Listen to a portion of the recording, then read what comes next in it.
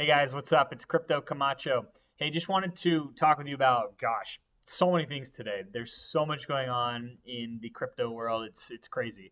I mean, unless you have been camping or hiking or out in the country wilderness somewhere and you haven't heard the news, a lot has happened in the Bitcoin and cryptocurrency world over the weekend, right? Over this last weekend, over Labor Day weekend in the U.S. A lot's happened, right? Bitcoin has, and other cryptocurrencies, right, and altcoins have dropped significantly. They've essentially crashed, right? They've crashed according to many of the pundits in the media. And, people are kind of spreading doom and gloom rumors everywhere around Bitcoin, around cryptocurrencies and whatnot, calling it a bubble, so forth and so on. I mean, look here right on Google, right? When I type in Bitcoin, and ironically, the price of Bitcoin is 4,463 at this point on September 5th at 3:45. But anyway, look at all the headlines you're starting to see. Robert Shiller wrote the book on bubbles. He says the best example right now is Bitcoin. Bitcoin dips another $300 after China's cryptocurrency crackdown. It goes on and on and on. And if you go over to the news section here, you'll see, Bitcoin drops another $300. Bitcoin price drops. China's crackdown on digital currency. All these news stories. Bitcoin's price hit 5,000 last week. It's still a dumb investment. Very far from the truth. But these are the headlines that we're seeing now after this crash that has happened over the last week. Again, another, a piece of news about the bubble, Bitcoin being a bubble, Bitcoin price down 20%. All these negative news stories, Bitcoin short-term pullback, the long-term gain, that's a decently positive one. But all of these different stories, negative stories around Bitcoin. And let's look at the videos. What have people been posting around YouTube and on videos around Bitcoin? A Bitcoin is worth $4,000. Why you probably should not own one. All these different stories about doom and gloom about Bitcoin. And if you even type, Bitcoin drop, you're going to see even more videos and all these just kind of, crazy stories around why Bitcoin is not going to succeed. So anyway, I bring this up because this isn't the first time this has happened, right? Bitcoin has fallen sharply many times in the past, right?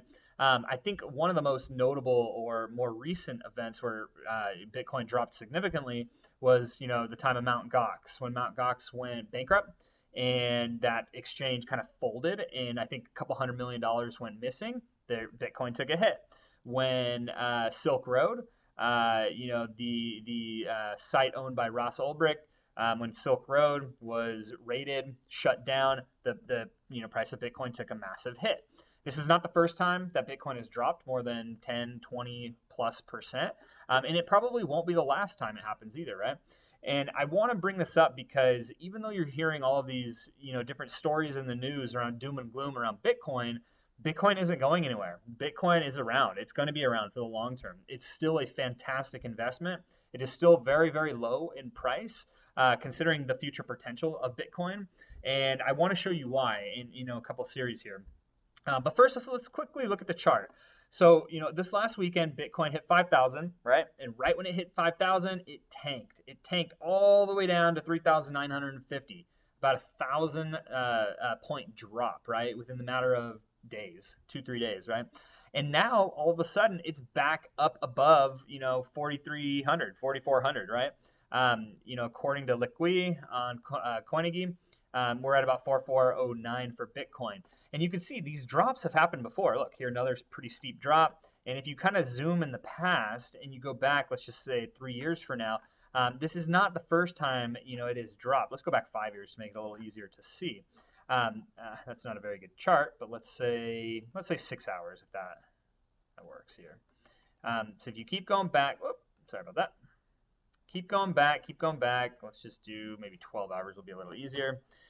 You can see it, it's way up here, way high, 4,448, and it drops all the way down to 3,469. Again, a 1,000 point difference, a 1,000 point drop. Again, nothing new.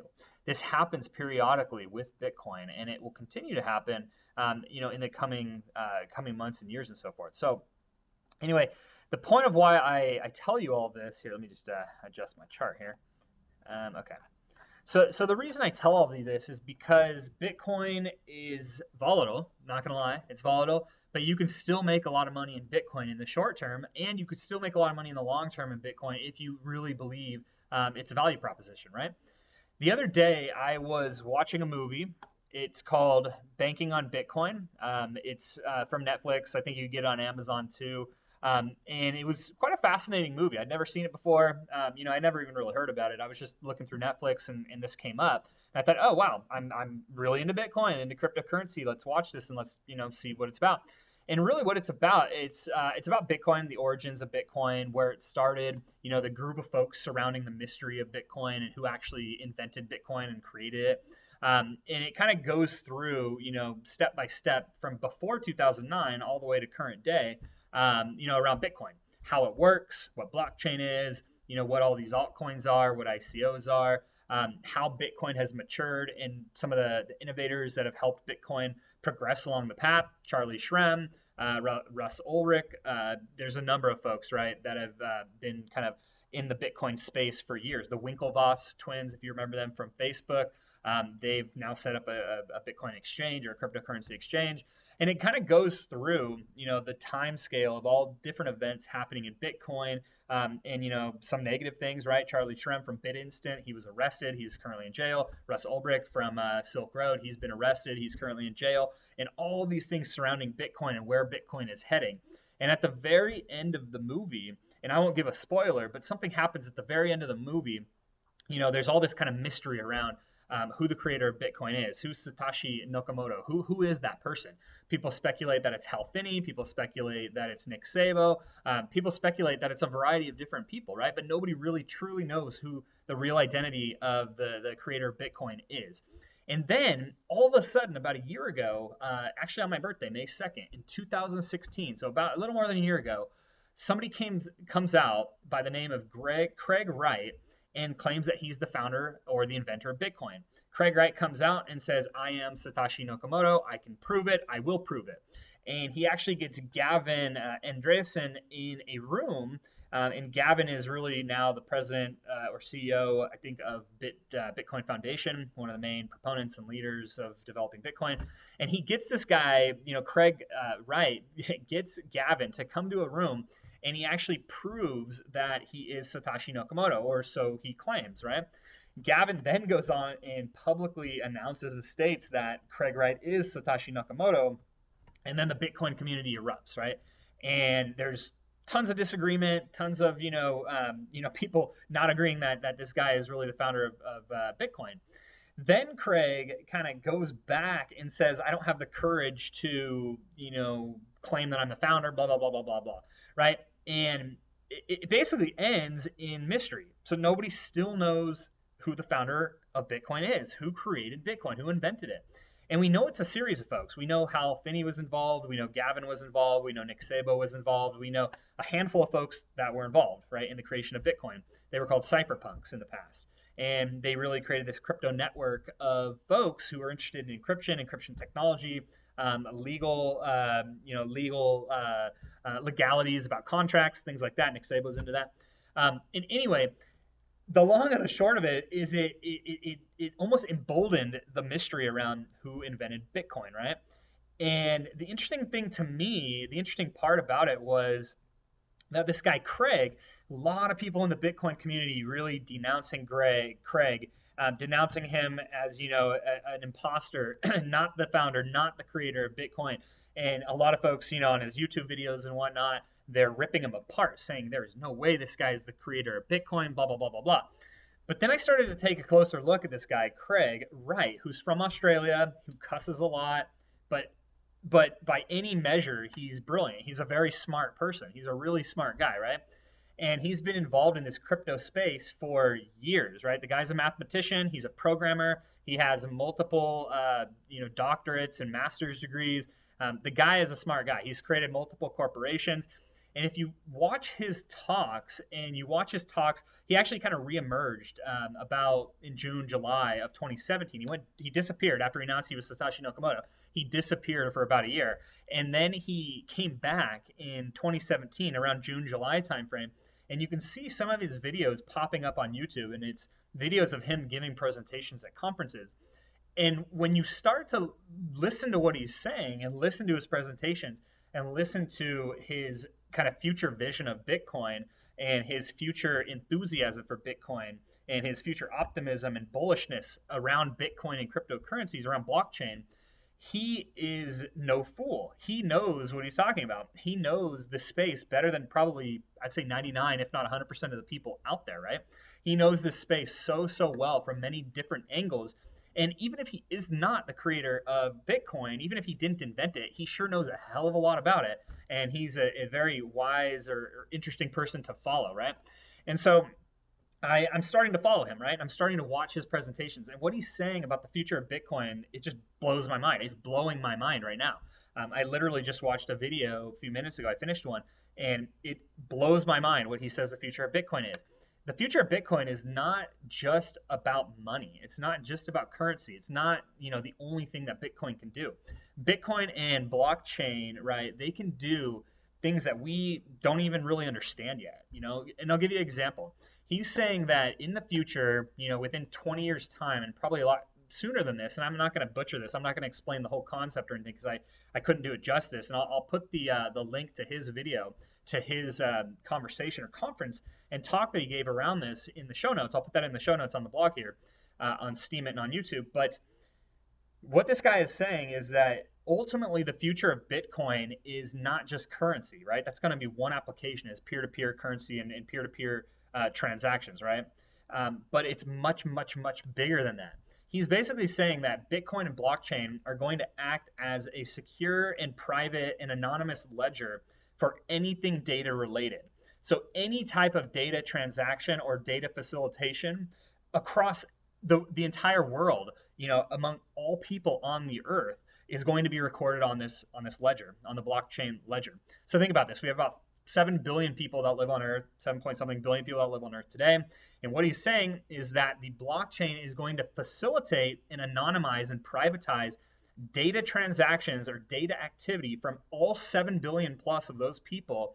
It's going to track and store all of that data on the blockchain, and it's going to anonymize it, right, in a way that can only be accessible by the actual user. So imagine your data, right, everywhere on the internet today. It's on Facebook, it's on YouTube, it's on Google, it's on, your search patterns. All this data is everywhere. Your pictures, your kids' pictures, whatever. All of this is going to start to be recorded on the blockchain ledger. It's a very, very profound concept, has widespread implications. But his claim is that what's going to happen is that data is truly going to become anonymous, private, and accessible anytime, anywhere by any individual in the world. And that includes, monetary or financial kind of instruments like Bitcoin or currency, right? So anyway, I won't butcher this again, but I will leave these show notes for you in some of the links to these presentations in the show notes for you guys to watch. But it's simply mind-blowing. The potential of blockchain, where some of the lead developers and lead thinkers are taking Bitcoin and blockchain. So when you go and you see, all these negative headlines in the news like this, just remember, think back to these different talks, these different presentations you're seeing. Think back to people that have a future vision on Bitcoin and really understand the technology, not just from a hype perspective. There's a lot of hype, but from a technical, from a mathematical, from a philosophical standpoint. Look at the people that are leading the vision there. And I think you're going to find a lot more value in Bitcoin than what the world is making it seem like, right? Everybody's making it seem like it's a bubble right now and it's going to burst and your money's going to go away and Bitcoin's going to go away. The technology that's been created, blockchain, is much more powerful than anybody really realizes. And so when you go and you look at a chart and you see, Bitcoin drops down to 3,500 from 5,000, right? From way up here all the way down to here. Think about these things and think about where is Bitcoin headed. If you really believe in Bitcoin in the long run, it's still cheap. It's pennies on the dollar right now. I mean, we're talking a world where Bitcoin is hundreds of thousands of dollars, if not more.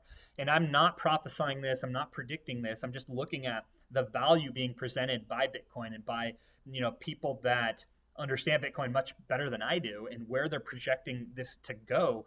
Not from a stock perspective or price of Bitcoin per se, but from a technological perspective. Where is Bitcoin going? It's truly mind-blowing. It's mind-boggling. It's groundbreaking, right? So anyway, take a look at these videos. And if you want, I mean, in the short term, there's still plenty of ways to profit, right? And I'll show you right now how to do that. So during this big crash over the weekend, Bitcoin crashed 1,000 points. All of the other alt currencies crashed very, very, very hard. And I'll just give you a couple examples. I mean, I could probably click on any of these and show you. So let's go a 1 week duration. Okay, let's look. Okay, so this coin, DigitDAO, it was way up at 103, tanked all the way down to 68. Where is it now? Back at 82. That's one example. Let's look at another example. Let's look at Dash. Dash, not so bad, but still bad. It was all the way up at 407, or being more conservative, about 400. Crashed down to 280. Where is it now? Went up to 339 today.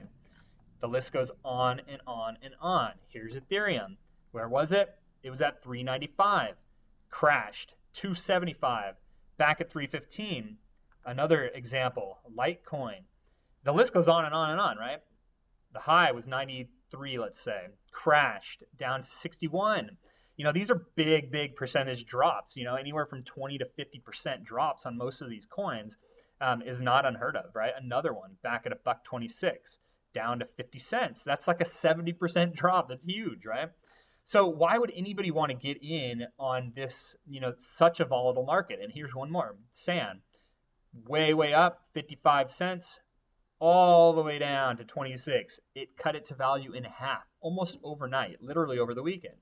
And no matter what altcoin you look at, this is pretty much the story. So what did I do? When this crash was happening, what did I do? I watched. I waited. I watched, right? I didn't do anything until I really knew what was going on. And then I read the news. I kind of figured out what was going on. China banned a bunch of banned all ICOs, right? China's, cracking down really on Bitcoin and on cryptocurrencies and on raising money around it to try to regulate it more so that there's not so many scams, which I think is a great thing, right? But with China announcing that news, it tanked the market, literally tanked it. I think they said 20% of the entire cryptocurrency market was erased or vanished overnight. Well, smart people, and I don't claim to be the smartest person, but I think what wiser investors did is they watched this, right? And they've seen this before. And they said, okay, well, when we get to the bottom, I'm going to buy low and sell high. And how do they do that? Well, some people look at the bases. They looked at the bases and where the bases cracked. So how do you do that? You just kind of keep looking, right?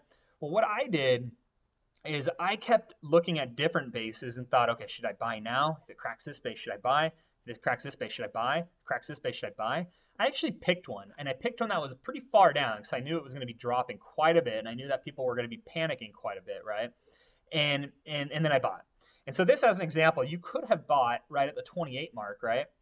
Big, big, big upward trend. Or even, you could have looked at this base right here to say, okay, there's a lot of support after 24 cents. Big jump here, a lot of support here at 29, big jump here, so forth and so on. A lot of big jumps here, a lot of support around Sandcoin.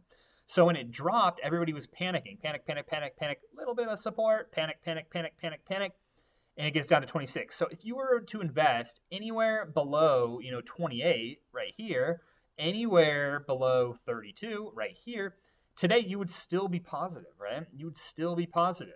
Now, if you invested right here at 35, maybe not. It may go back up. Actually, you would have been, right? Because look, right here, it went back up to 46. So you could have even bought at 35 cents and sold at 41 cents and still be profitable, right? And so that's exactly what I did. And I wanted to show you a couple examples of them. So here's one trade that I made during this crazy panic. Okay, so this coin, SNM coin, right? I didn't even really know what this coin was over the weekend. I was looking at it, reading about it, learning about it. I liked it. I thought it had some potential, some value there I saw. So I started watching it tank, right? And it was all the way up at 19.5, even higher than that actually. It was up at like 20. So let's just say it was at 20. And then I, scaled back out. Okay, it's gone all the way up to 23, blah, blah, blah. But look, it's starting to tank now. It's starting to tank hard. Tank. I thought, okay, it's going to correct itself at least halfway, at least up to this point, right? So I'm going to find a base towards the bottom because everything's crashing, and I want to find a base towards the bottom. So I looked at bases like really like right over here. and it's hard to see. Let me zoom in. But I looked at bases that were low. Okay, there's one right here, very, very low, right? Another one right here, 14 cents. Another one down at 12, so forth and so on. And I looked at all these bases and I marked my charts. And what I did is I put in an order right down at the bottom at about 13 cents. And I knew that it had gone down. Even right here, you can see it went down, right, to about 13.11. And this is the base that I used. I used actually these three bases right here. There was support here, support here, support here. And I thought, okay, I'm not going to use this base in the middle because it's a little higher than right here, and it obviously went down further, so I'm going to do that. So I marked my base right here, and I looked, okay, when the price gets to the lowest point or below the lowest point, I am going to buy. And that's exactly what I did. If you look right here, you could see where I bought. And so I bought, and then what did I do? I waited, and I waited and waited, and literally a day later, what happens? People realize it was a panic. People start buying back in. So what did people do? People bought back in, bought back in, bought back in. And I actually ended up selling some of it right here for about 15.05. So I bought at 13, I think it was like 13.09, something like that. And I sold at 15.02. So about a 20% gain, like that. So people are, all talking about doom and gloom in the media, but yet I made 20% on my profits. I mean, on the money I invested, right? And I still have more to play with, right? I made some free coins for S&M, and I'm still not done, right? I still think this may go up further. I could have sold again right here a little bit higher, right? But I didn't. I'm a little bit, I'm still kind of waiting to see what happens. But once this goes up again, I'm hoping it's going to go up a little bit higher because historically it has been quite a bit higher. So anyway, we'll wait and see, and I'll report back later how that went. Let me give you one more example. One more example right here, VSL. Again, same thing. I'm on the Liqui exchange. I start looking at this coin, and this one, it tanked, but it always tanks, right? This coin wasn't as affected by the drop, but you could see there's huge ups and downs, like all over this coin. I mean, all over this coin from like the time it started. And so I thought, this is a great coin to bet on during this panic because it's somewhat predictable, right? You go down, you go up, you go down, you go up, you go down, up. And these are not small drops, right? I mean, this one down here, it's 16 all the way up to 30. That's doubling your money, right? 50% gain. Another one right here, down at 18.8, almost 19, 18, all the way to 26. Again, like 30, 40%, probably 30%. Again, right here, same thing, story over and over and over. Since the crash, that hasn't really been the case. But what did I do? I thought, okay, this is the relative base right here, right? Lots of action, lots of support right here. It's happened multiple times. It's probably going to happen again because it's happened so many times. And not only that, but there's a lot of support right here, and it keeps going up. And so I thought, I'm going to buy. Once it goes below these bases or at these bases, I am going to buy. And that's exactly what I did.